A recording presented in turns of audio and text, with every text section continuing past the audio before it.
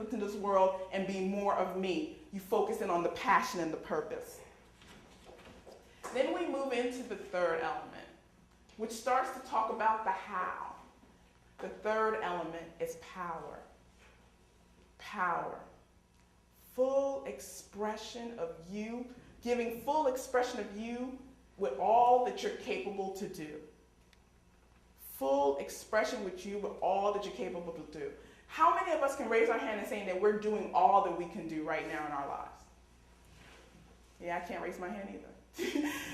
So that's the key, is getting to that point in our power where we can just make sure that we're expressing ourselves in a consistent manner all the time, and bringing all that showing all that power to the people that we interact. And one of the things that limit us sometimes is our thoughts. I believe that power starts with the way we think. Okay? Every day you go out, you have an opportunity to show power or hide power. And sometimes the things that you choose to do is based on what your thoughts are. We have our fears that limit us to say, well, I don't know if I'm a good writer, so I don't want to write a book.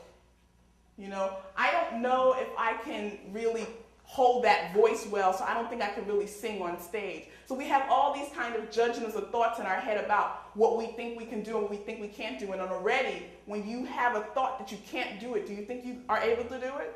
No, because you've already closed that opportunity out. So you want to pay attention to your thoughts. You also want to pay attention to what is the root of those thoughts.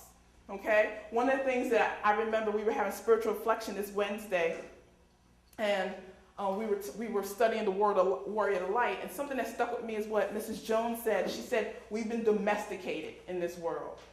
And really, when we start to look at the roots of the thoughts, we got to look at how we've been raised by our parents, the environment around us. So you have to figure out what are feeding those thoughts that are limiting you now, and be conscious of it and be ready to break free.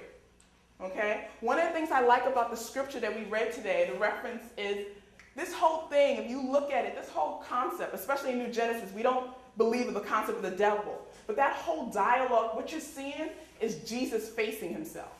He's facing his doubts, his negative thoughts.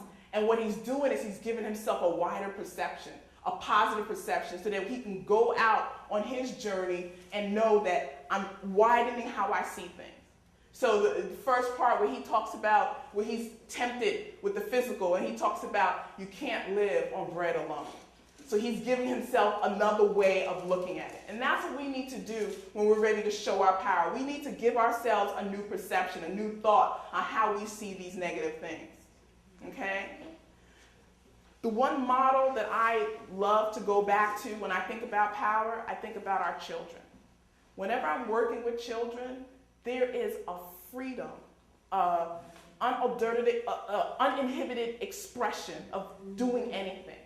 And I love it. And if we can go back to that child within us and look at life as just a big playing field and just play, just stomp and do whatever, that's how you know you're freeing yourself to show all your power.